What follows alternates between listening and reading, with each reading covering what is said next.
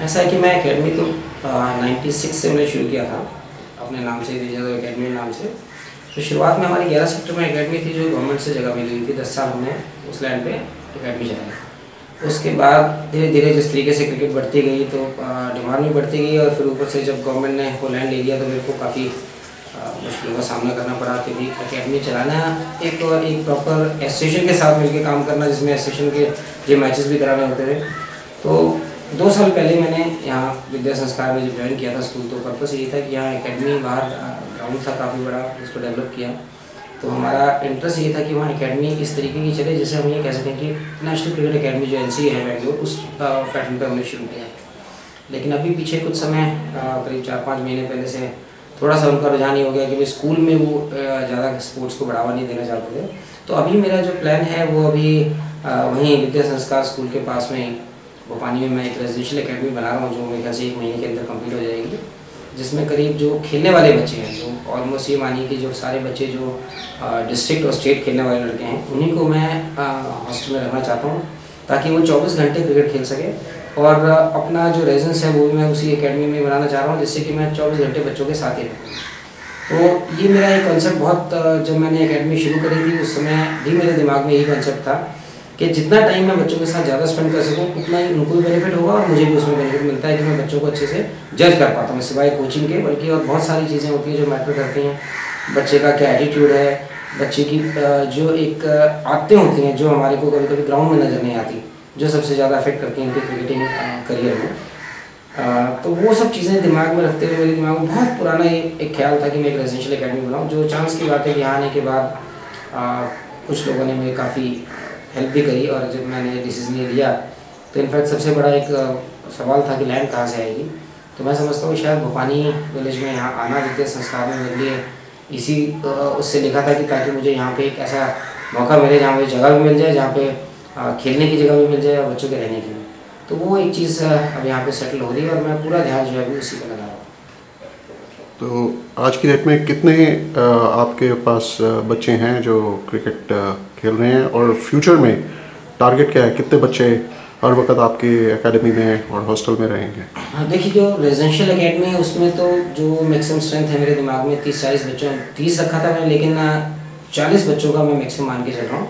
क्योंकि जो खेलने वाले बच्चे हैं किसी भी डिस्ट्रिक्ट के अंदर, जो एक क्रीम होती है, हर एज ग्रुप में अगर देखूँ तो 8 से 10 बच्चे होते हैं। तो मैं अंडर 14, 16 और 19 3 एज ग्रुप को टारगेट कर रहा हूँ, जिसमें कि जो यहाँ भी इस साल लड़के 2 रणजी ट्रॉफी जो खेले हैं वो भी, उनको भी ऑफर ये है कि वो कभी भी आके यहाँ रह सकते हैं। अगर वो रहना चाहे तो साल पूरा यहाँ पे रह के प्रैक्टिस कर सकते हैं वो लोग। और उन्होंने भी अपनी वो दिखाई है कि हाँ सर हम आपके पास यहीं रहना चाहते हैं। तो जो रेजिडेंशियल में तो मेरी एक लिमिट रहेगी, 30 से 40 बच्चों के बीच में बच्चे रखे जाएंगे। और जो एकेडमी है वो इवनिंग एकेडमी होती है, जिसके अंदर शाम के टाइम 2-2.5 घंटे खेलने का होता है खाली प्रोविजन। तो उसमें तो बच्चे जो हैं एक एकेडमी के अंदर मैक्सिमम 70 से 80 बच्चे हम लोग एडजस्ट कर सकते हैं, depending on number of wickets. जैसे कि अभी यहाँ देखते हुए कि फरीदाबाद डिस्ट्रिक्ट क्रिकेट एसोसिएशन में हमारे को एक जो प्रॉब्लम सबसे ज़्यादा फेस करने को आ रही है कि एकेडमीज तो लोग चला रहे हैं, लेकिन उतना जिस लेवल पे लोग चाहते हैं उस लेवल पे नहीं कर रहे थे। और हर आदमी चाहता है कि विजय यादव अगर उस एकेडमी को, हर एकेडमी को विजय यादव चला रहे तो मुश्किल था। तो अभी इस चीज़ को दिमाग में रखते हुए हम लोगों ने 3 एकेडमीज प्लान करी हैं। एक सेक्टर 22-23 जहाँ पे आज तक कभी भी कोई उस एरिया में NIT की तरफ सिवाय नाहर सिंह स्टेडियम को छोड़ के और कोई एकेडमी ऐसी नहीं थी जहाँ पे प्रॉपर प्रैक्टिस हो रही है। तो हमने एक रावल स्कूल जो है नंगला रोड पे, वहाँ एक एकेडमी शुरू कर रहे हैं और जो 6 या 7 तारीख से लॉन्च कर देंगे इसको।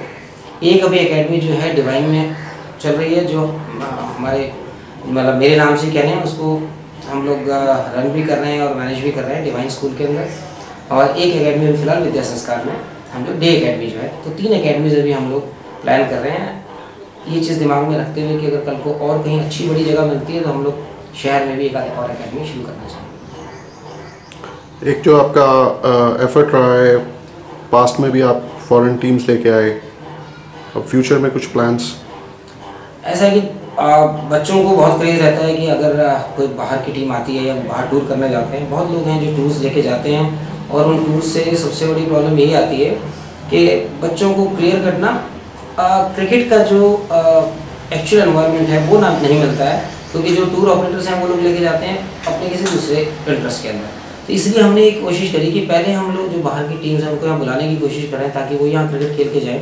ये एक एक्सचेंज प्रोग्राम रहेगा जिसमें वो लोग अपने टिकट का खर्चा करके यहाँ आएंगे और यहाँ पे हम रहना खाना पीना उनको देंगे और अच्छा क्रिकेट देंगे।